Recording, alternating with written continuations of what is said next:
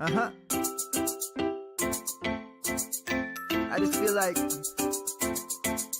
I've been around the block, ripping up fantasy stock, working around the clock.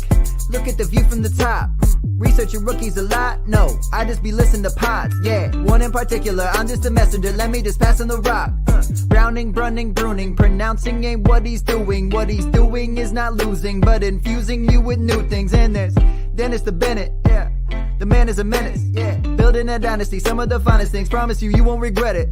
Sly as a fox, cultured in pop. Give him his props. Here is a thought, here is a box, and you cannot compare them at all. So don't even try. Careful with the news, but when you use a take, I take up Tony Fire. I mean Dyer, because anyone else is a huge mistake. Whoa, fantasy round table, fantasy round table, yeah. Fantasy round table. Come take a look at the crown, baby. Hey, fantasy round table, fantasy round table, woo. Fantasy round table. Come take a look at the crown, baby. Go.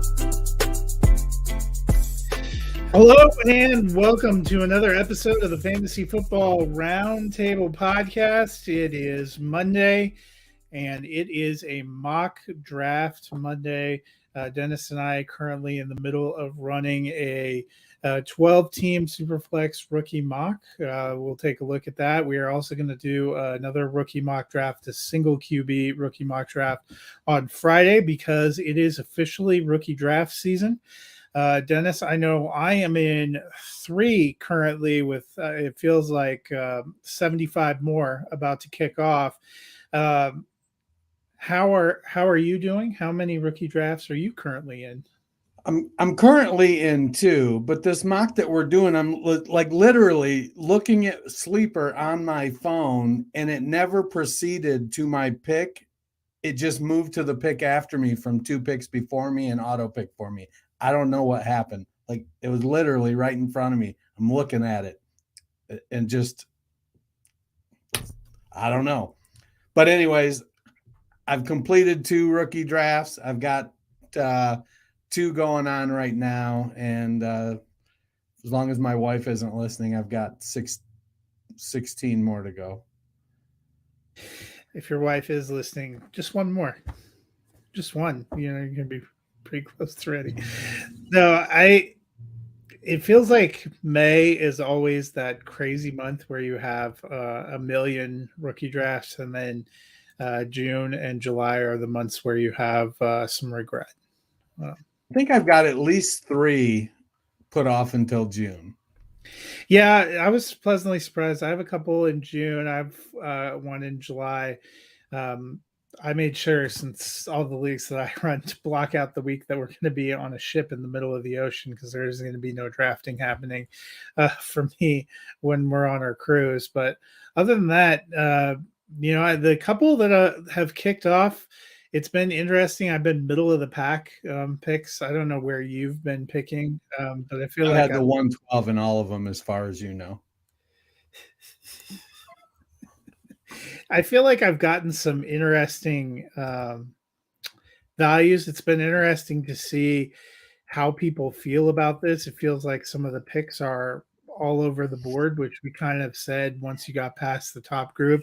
It felt like that was going to be this kind of rookie draft, and seems to be a little bit of what we're seeing.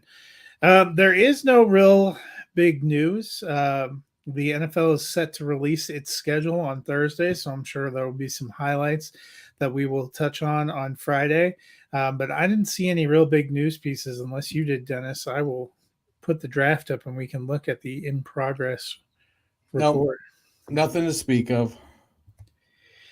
It's kind of that time of the year too, where you're not getting as much in the way of news. But here is our 4-round draft, as you can see, going on. Started a little bit earlier with a longer clock. Now folks are down to just a couple of minutes. But Dennis, first pick of the draft, Anthony Richardson going 101. What did you think of the pick? So I don't hate it. You know, when you're looking for upside, you're looking for the highest possible ceiling. And while you don't want to miss on your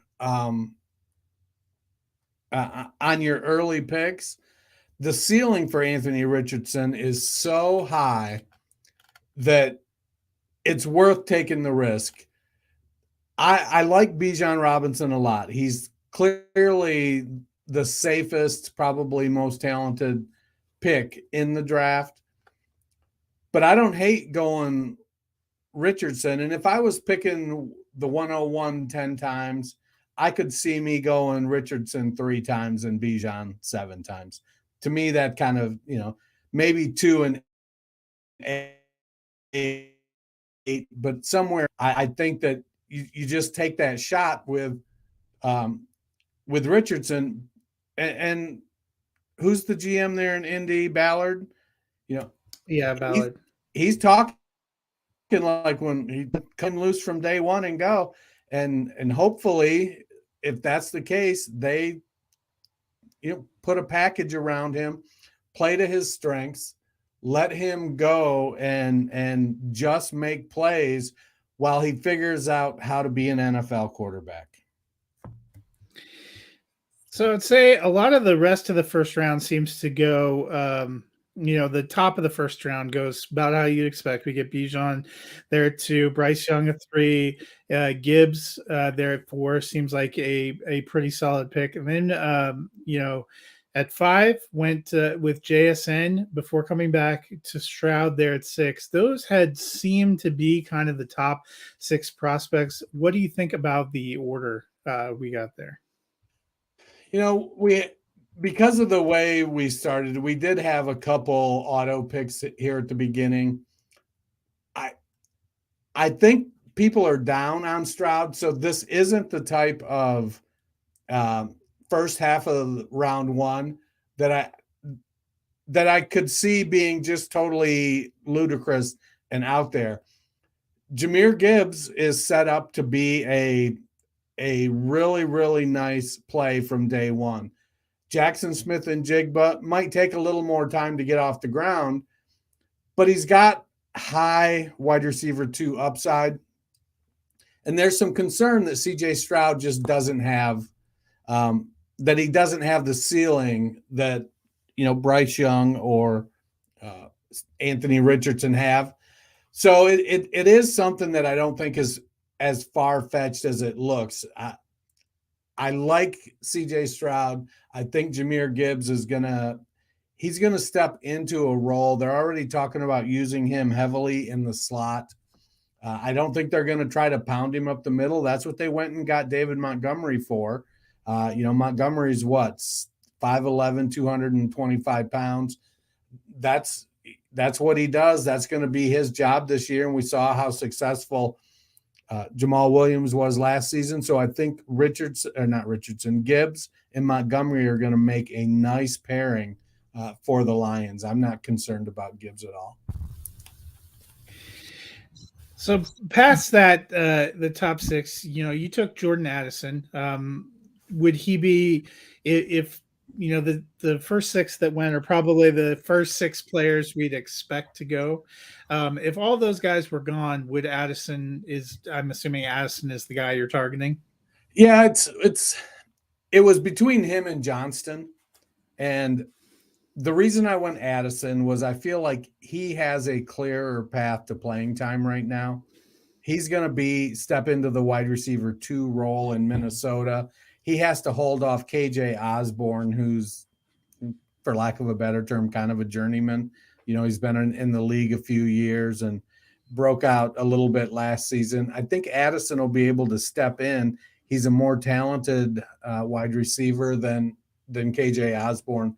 So I think he's going to do very well. Johnston, he seems like the heir apparent to Mike Williams. And, Williams is almost 30. And so it looks like he's going to get his shot in Los Angeles, but it might not be for a year and a half, maybe even 2 years before he has the chance to step into that role fully. So I could see myself splitting between them at the 107, kind of 60-40 towards Addison right now. And as you are back up on the clock, I will let you make your selection. The rest of the first round plays out. We get Dalton Kincaid at 108, then Quentin Johnson 109, Devin Achane 110, Zay Flowers 111, and then I took Mingo at 112. I'll get to mine in a minute, but Dennis, I wanted to ask you, Dalton Kincaid. We were mildly surprised, not that he was the first tight end off the board in the NFL draft, but that Buffalo was the team that went up and got him. To me, didn't feel like an ideal fit because I don't understand what they're planning. But what do you think of going up and getting him in this spot here? And did you like the pick for the Bills? Well, my concern was that Buffalo has an established tight end in Dawson Knox. The receiving runs through Stephon Diggs. Now, they clearly have an opportunity for a wide receiver too, as Gabe Davis has not shown the consistency I think that they're looking for. And so it felt like a weird pick to go and grab Dalton Kincaid. Now, he's kind of a tight end in the Mark Andrews vein, a receiver first, going to not do a lot of blocking. And today I was listening to Fantasy Dirt with Michael Fabiano, and they had Joe Buscaglia from I think he covers Buffalo for ESPN, and he said that they're going to run more two tight end sets, and that Kincaid is going to run a lot out of the slot, that he's going to be the primary receiving tight end. That's how they plan to use him. So it makes sense. They were one of the lowest percentage teams running 12 personnel last season and in the Josh Allen era, to be fair. And they're making a change in kind of how they're approaching their offense, and they're going to run it more, in part because they're bringing in a really, really good receiving tight end. So in a tight end premium league, I think that this is a really nice spot to grab Dalton Kincaid. Now, I've lately been on an anti-tight end crusade, and I don't know that I would have taken him there, but people who like to draft tight ends, I understand why you would take him there. So for me, when I got to my pick there at the end of the round, seeing everyone that had gone, Mingo is a player that I actually big wide receiver.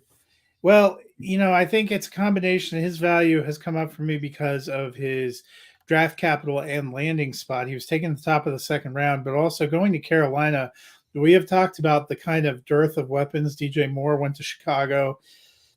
Chark is there, but we haven't seen a lot from him the last couple of years. Thielen is there, but he's getting older.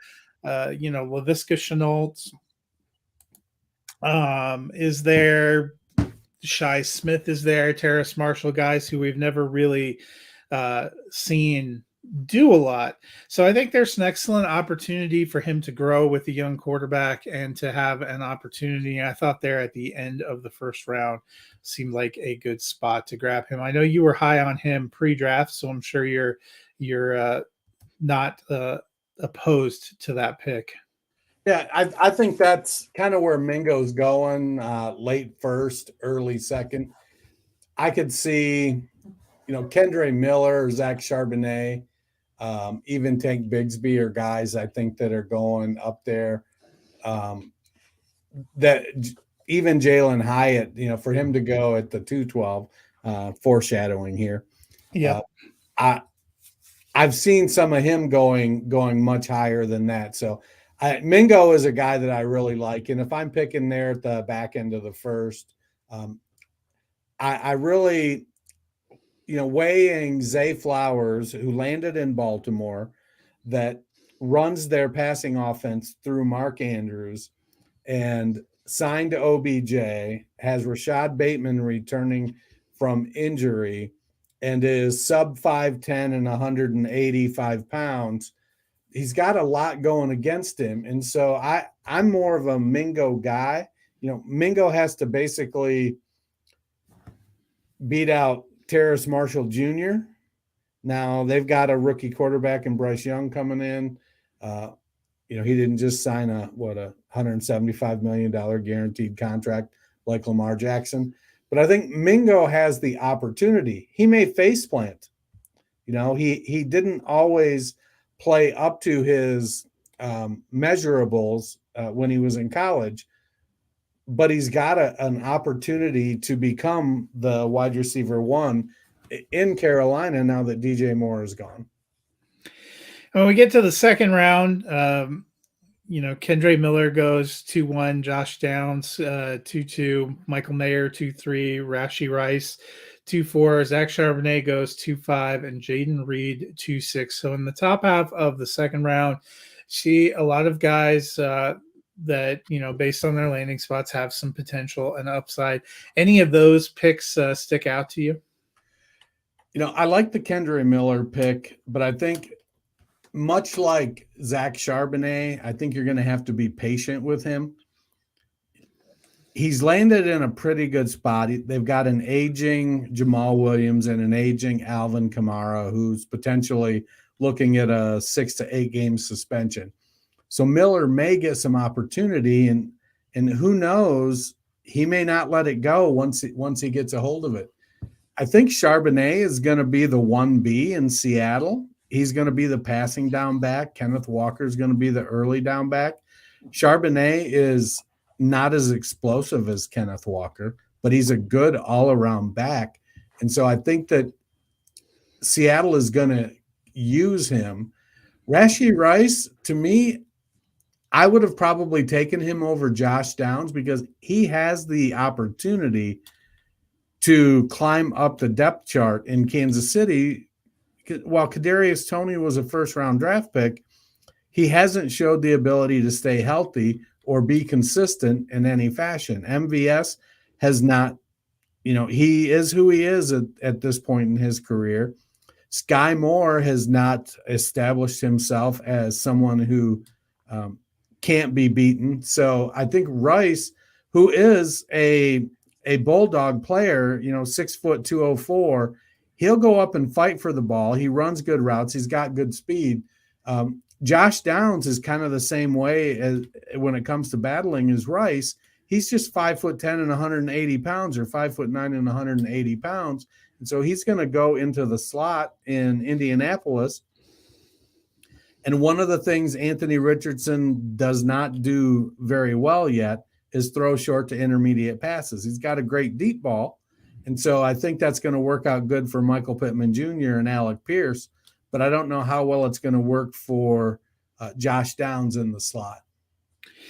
Now, the back half of the second round, I actually thought we got some really good values. We'll come back to yours in a minute. I liked where Marvin Mims went. I've seen him in the rookie drafts I've done go up higher than a lot of these receivers that have gone before him in the second round. I'm starting to come around on that pick. Will Levis, interesting character. If we were doing this mock draft at this time 3 months ago, he's probably somewhere up in the first round. I thought that was pretty excellent value at the end of the second round for a prospect that got decent draft capital, has an opportunity, but we're not super certain on. Did you like Levis's landing spot there in the draft, in this draft, back half of the second? And then tell us a little bit about what you were thinking when you grabbed Tank Bigsby. So I have been seeing Levis go probably 4 to 6 picks earlier for the most part. It's still a super flex league. You still need 2 quarterbacks. He does have a lot of physical tools.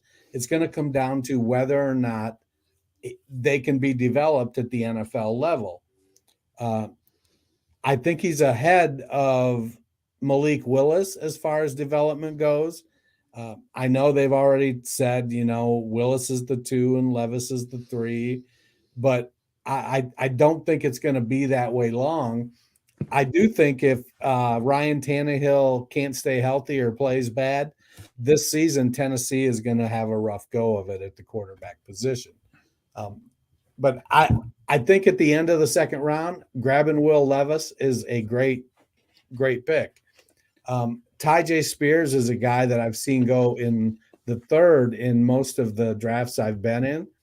I think that knee with the no cartilage and no tendons is really scaring people off.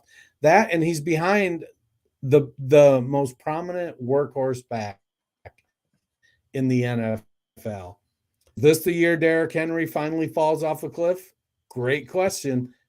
He's a beast. So Spears could get 20 carries this year. And now, obviously, if he's not getting a lot of carries, there's not going to be a lot of wear and tear on that knee. But I think that Spears scares me. I see Jay Ajayi, but not quite as good. So I'm not really getting much for Spears. I agree with you. I'd have probably had Mims above Downs and Rice. That's kind of where I have him in my rankings. As far as Tank Bigsby goes, I think he landed in a spot with a head coach that likes to use two running backs. And again, it's another situation where you have somebody with complementary skills like Kendre Miller that is going to step into a role from day one. I mean, I feel pretty comfortable that at 6 foot, 211 pounds, probably 215 by the time the season rolls around, that Tank Bigsby is going to put JaMycal Hasty. Oh, and who's the other they got D'Ernest Johnson. I feel pretty comfortable that Tank Bigsby is going to put them down the depth chart. Travis Etienne does some things really well. He runs really, really fast in a straight line. Can catch the ball decent. He's not a great inside runner. Tank Bigsby is one of the better inside runners coming out in this draft. He got a lot of yardage. I think I heard he was 19th in the NCAA in yards after contact. There's an awful lot of running backs in the NCAA. That's a pretty good stat. I like Bigsby. He's kind of old school, old style, bang it. I don't know that he's going to have a 10-year career, but I think in the hashtag 2 to 3 year window, I like where Tank Bigsby landed, and I like the opportunity he's going to get. Yeah, you mentioned the backs behind him. I think, JaMycal Hasty probably did better than a lot of people expected last year because there was nothing back there. But D'Ernest Johnson is a guy that we had seen do some things in Cleveland. I was waiting to see if when he got away from Cleveland or if Cleveland moved on from Chubb, if he would get a chance. And I think that the drafting of Bigsby, in addition to where he ended up signing, feels like it sort of killed that. At the end of the round, you referenced before, I got Jalen Hyatt. I thought that was a pretty good value, although not to me unexpected where he is. I think we had questions about Hyatt as an NFL prospect coming out. He lands in a decent spot, except for, as you have pointed out, the New York Giants have approximately 750 slot wide receivers. So I thought it was decent value for where I got him. When you're at the end of the second, and especially as you make this turn into the third, I think what we have talked about is you just have to look for maybe some lottery tickets. And in a super flex league, when we turn to the third round, I liked that Groovy Booty was able to get Hendon Hooker there at 3-2. I don't think that's a bad spot. Probably not a guy you're going to see on the field this season, barring some kind of major injury, but there is some potential there. I like the Stetson Bennett pickup, especially in super flex, that fantasy, I think it's Goo did at pick 3-8. But, probably my favorite pick here in this round is our friend Matt Bruning, who took Zach Evans, the running back for the Rams, at 303. How about you, Dennis? Any third round picks that stood out to you? So I like the Roschon Johnson pick. And I know one of my favorite players, D'Onta Foreman, is there in front of him. But there, it isn't like if Chicago likes what they see out of Johnson, that they can't just get rid of Foreman. Foreman's contract isn't prohibitive to him being cut. But another thing is that Roschon Johnson is a really good third down back, despite being 6 foot and 219 pounds.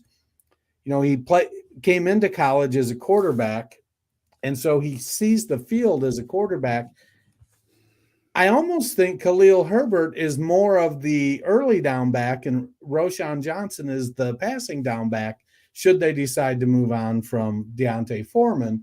So I like that pick in the third round. I have been unable so far to pick up any shares of Hendon Hooker because I just haven't been willing to reach. I really liked Hendon Hooker. I like him better than Levis. And I just have not been able to grab any. Zach Evans, great landing spot. But he didn't establish himself the way I would have liked to have seen him establish himself in college. He was a highly regarded recruit, went to SMU, and then when Kendre Miller came in and played well, he was like, well, I'm out of here. Then he went to Ole Miss and had a 3-star recruit basically, taking his lunch money and making him split time. The things that Zach Evans does are pretty much the same things that Cam Akers does. Now, I could see a year where, Akers is in his contract season. He's going to want to try to play well to get a new contract. So I could see Akers balling out this year and then moving on next year, and Evans moving up to the starter next year. I don't know if that's going to happen. Like I said, he seemed unable to put a chokehold on the position in college. So I want to see how he does in the NFL. So when you get to the last round here, fourth round, it's really even more about kind of looking for lottery tickets. And that's really what I did probably with both my 312 and 412. I took Eric Gray when I saw him there. I would have probably taken Deuce Vaughn if he hadn't gone right in front of me. But Eric Gray, I think there's opportunity there potentially behind Saquon Barkley if anything happened to him. But then in the last round, Sean Tucker, a guy that obviously has some huge medical questions, but was an undrafted free agent signee by the Buccaneers. Pretty decent contract, if I recall. I think I looked it up, said it was $155,000. Yeah. I thought that was worth it for me at the end of draft lottery ticket. But I noticed also when you're looking down here in the fourth round, one of the ones that jumps out to me, Matt got Cedric Tillman here, not because of what an incredible value it is, but just it feels like he's a player that has dropped off a ton due to draft capital and landing spot, a player that we kind of liked and thought was rising up our wide receiver rankings going into the draft. Dennis, what do you make of the kind of slipping here for Cedric Tillman? And are there any fourth round picks that you really liked? So the only reason Cedric Tillman slipped in this draft was because of the thing I was bitching about at the beginning of the show. Tillman was my pick in the third round, but because my phone was being weird and didn't update, and I auto-drafted Brenton Strange, I didn't pick Tillman. So I would have taken Tillman at the 307. Some people are scared off because of his landing spot, more so I think than his actual draft capital, because he's got to beat out Donovan Peoples-Jones. And he has to earn the targets over Peoples-Jones. They've got Amari Cooper, who's going to be there for at least a couple more years. But also, you have to believe that Deshaun Watson is going to return to his early career Houston form where he was a top 5 fantasy quarterback. He didn't play like that last year. So if you're adding in, well, he's behind Donovan Peoples-Jones, and I don't know if he can take that spot away from him, and Deshaun Watson doesn't look like the quarterback he used to be, it kind of makes sense why he's fallen some. Like I said, he wouldn't have fallen to the fourth if I hadn't gotten auto-picked. I like Kayshon Boutte. I don't know if it's going to be a good match in New England. New England is notoriously bad at drafting wide receivers, but maybe because he was drafted later, he'll be able to kind of move up and become someone who earns targets in New England. Trey Palmer, I was listening to John Hansen on Sirius XM, and he kept referring to Trey Palmer as Trey Always Open Palmer.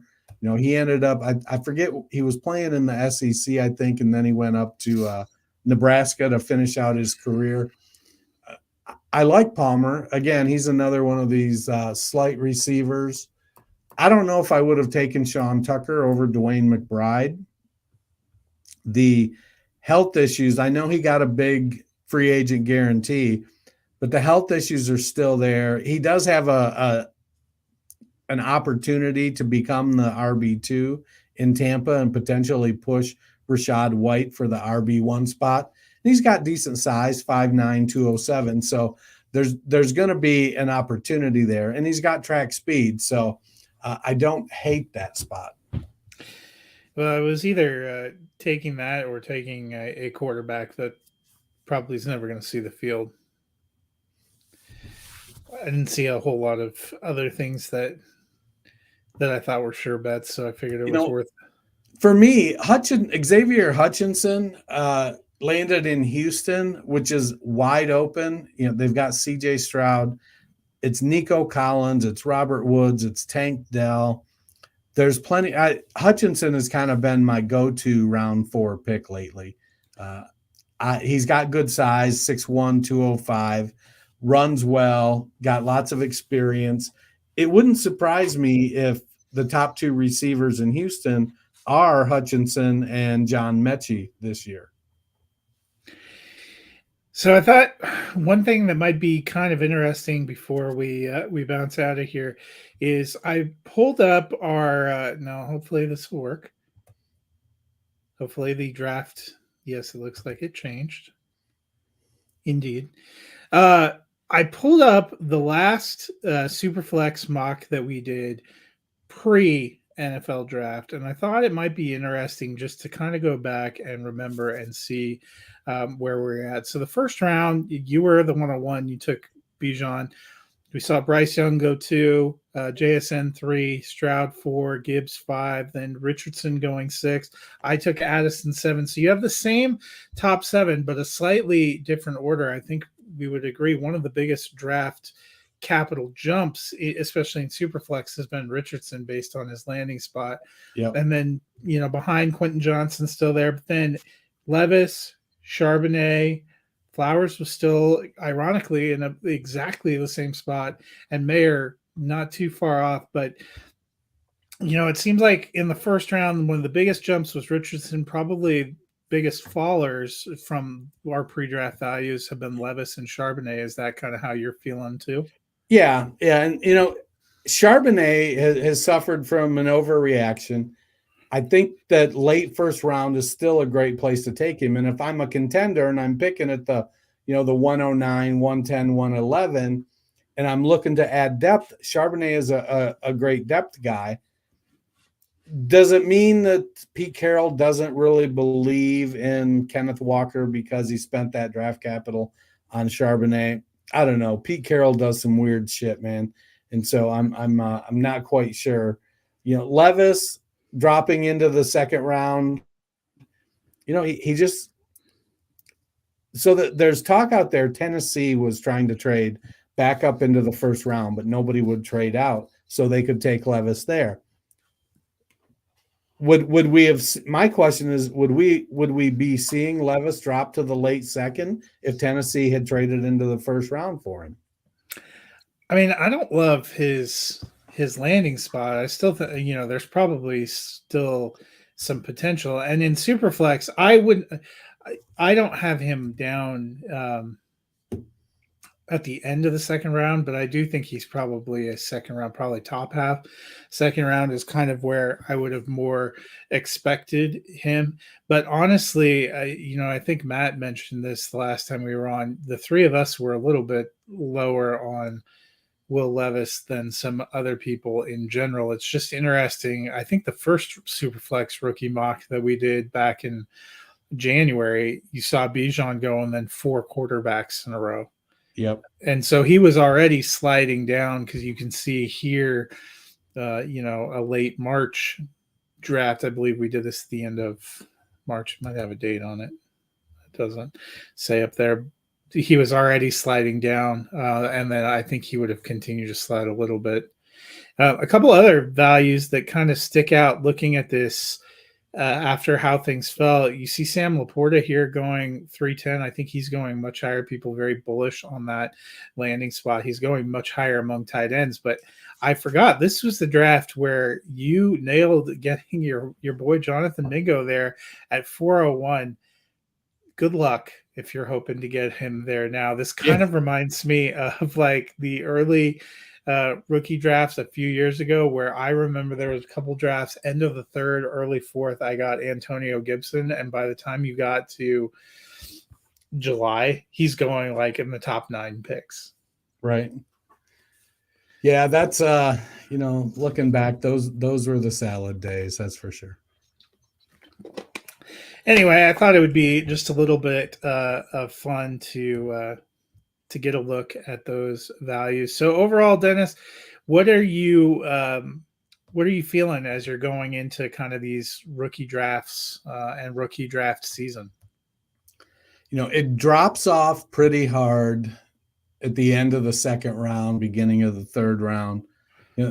There's definitely some teardrops along the way that makes sense for you to try to trade back.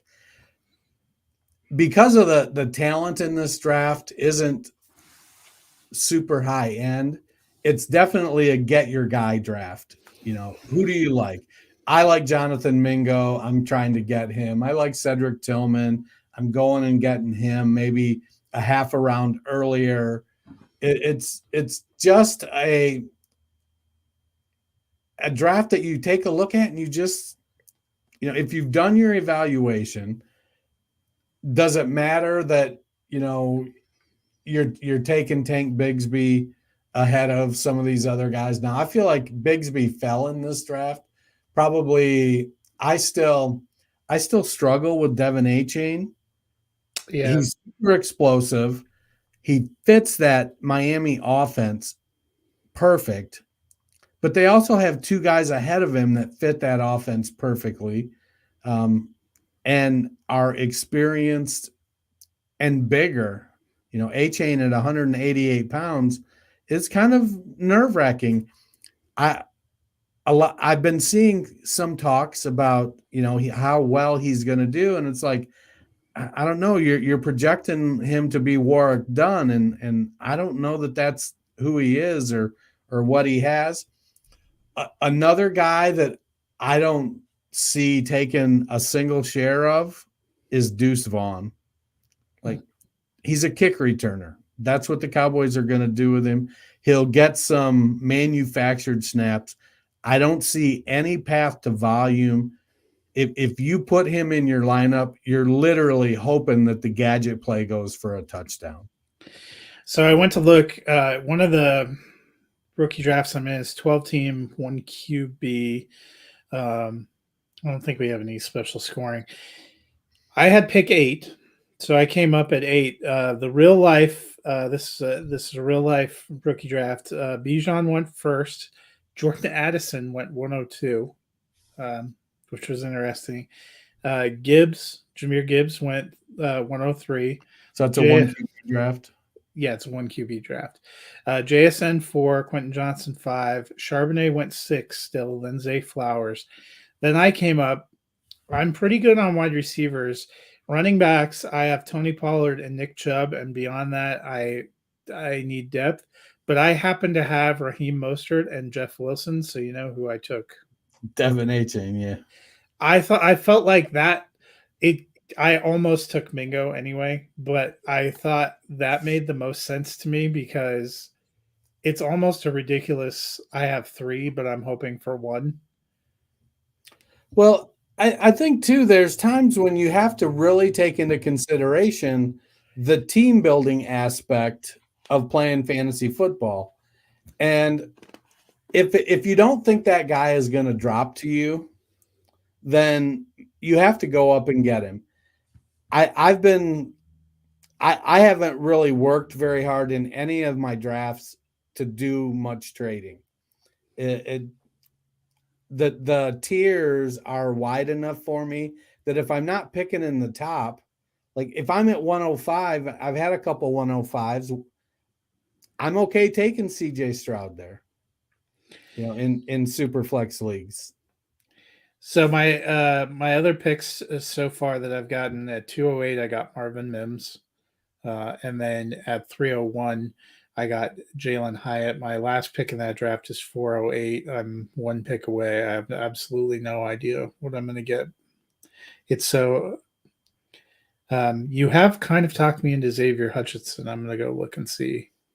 I don't think. Oh no, he just went. So you talked somebody else into him, but it's been interesting seeing where everything has been falling and where people have kind of clung on to players and like you said, kind of going and getting their guys. Absent Superflex drafts, we've seen some really interesting picks, which will be what we'll look at Friday. We will do a 1 QB version of a rookie draft, and I'm going to be curious to see where people are taking some of these prospects and where they're falling. And then starting next week, and, we did this last year and we had a lot of fun with it, so we're looking forward to doing it. We are going to be ranking and grading units on NFC and AFC teams. My unit gets an A. Indeed. That's my wife. Indeed. But we will be starting with NFC quarterback groups, and it's not just the starting quarterback, it's the quarterback room. So it'll be interesting to see how that, and after last year's somewhat confusion, I think we added great clarity. When we do pass catchers, it will be wide receivers and tight ends together, so that we don't have some of us separating the tight ends, some of us thinking about the tight ends. So maybe it'll create great clarity, but that'll be something fun to look at before we start doing team previews as we're going through the summer, looking at how drafts and free agency have changed these rooms. Quarterbacks is a little more straightforward, but when you get into running backs and pass catchers, I've started looking and thinking about this, and there are some tough rooms out there. Yeah. Definitely a tough crowd. So I did a 1 QB draft. We completed it at the end of last week, and I had a bunch of picks. I'm in a rebuild. 103, 104, 107, 109, and 112. So as a 1 QB, Bijan and Gibbs go 1 and 2. Because I'm in rebuild, I just was like, I'm not going to trade up as much. I just don't want to pay the capital to go up. So I did take Smith and Jigba at 3, and then I took Jordan Addison at 4. I feel like, while Addison isn't quite as athletic as Zay Flowers, his landing spot is so much better. I don't know. I haven't gotten Quentin Johnston yet in any drafts, and I may regret that at some point. But I also, I do need some help in running back in that league. I went Devin Achane as the RB3 at 107, in part because I feel like he's going to get solid playing time.